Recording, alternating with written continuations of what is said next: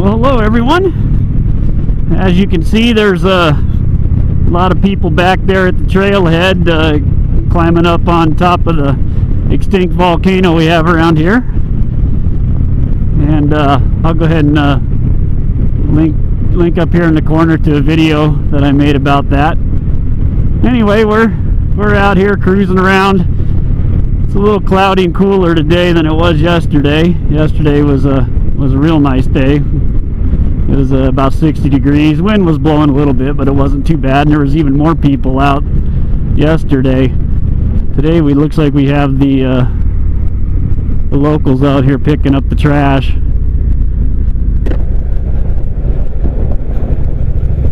Must be a little local trash cleanup day. When I came by here earlier, I had one of these dogs run out in front of me, so I'm going to be a little careful around these folks here.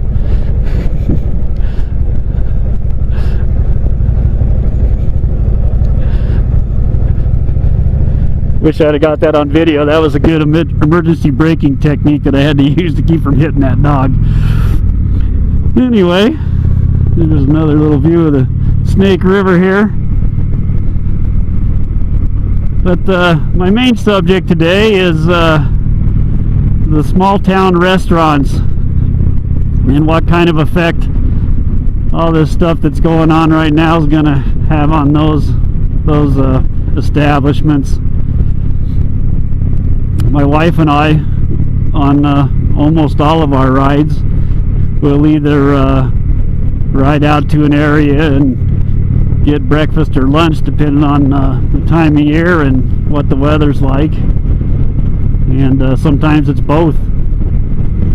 So we'll cruise out to these these small towns and hit their local establishments. And I'll tell you, we've got a lot of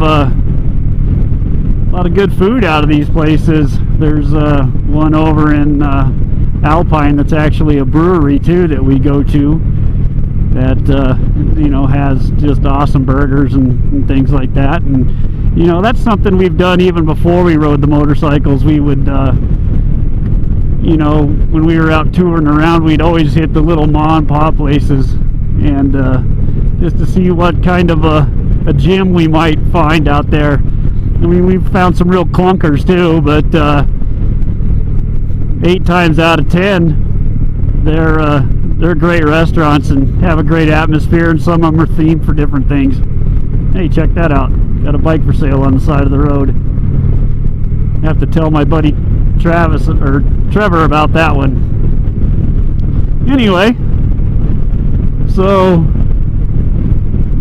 yeah, there's all these little restaurants, and there's a lot of towns that we go to that have multiples. We'll hit we have one that we always go to for breakfast, and then one that we'll go to for lunch, and another one that we'll go to whenever we're tired of the other two. So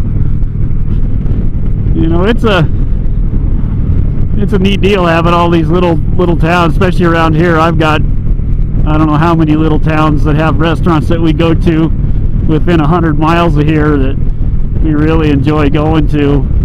And it's a real shame that a lot of them, I've looked on Google Earth, and a lot of them show that they're temporarily closed and things like that. And I'm just hoping once this stuff's all said and done and gone away, that they come back.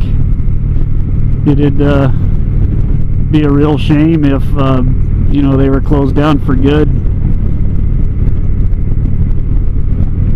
especially since they really show a lot of support for the local teenagers. A lot of these towns are 30 or 40 miles from a bigger town where they could seek employment of some type or another, and they might not have the means to go down there and drive down to those other places to work. So this gives them a little bit of a advantage that they can stay in town. And sorry, I had to open my visor up. I hope it didn't change the sound too much. It's starting to fog up a little bit. But anyway, it'd just be a shame that if these places close and those kids lost their jobs and needs of support. In fact, here's one of the restaurants we go to a lot that's showing as temporarily closed. It's the Teton House. We'll go there for our weekend breakfast a lot of times. It's only about 25 miles from the house, so we can leave the house hungry and go there and eat breakfast and really enjoy it. And we'll do that a lot of times on our way to other places to eat. But a lot of these little towns around here, they're kind of a little touristy towns, especially around fishing season. With all the blue ribbon trout streams that are up here, there's a lot of people that come in from out of state and visit these places and go fishing. And if this continues on very long, that could really affect those little restaurants like that, and it'd be a real shame to lose those. As you can see, we just rode through that town. You can tell that's not a very big one. And you got a restaurant, a little hardware store, and a gas station. That's all you got in this town for employment. There is a big potato processing plant over here not too far away that employ a lot of people, I'm sure, in this town. But it's a bad thing when there's only one option for employment in a town, though. If for whatever reason that plant closed down, that town would die. So anyway, that actually happened in a farm town where I was born back in Ohio. There was a factory that basically, they built tools is what they did, and when that when that factory closed down, that town just dried up. So it'd be a real shame if these restaurants closed down and can't open up back, after all this stuff.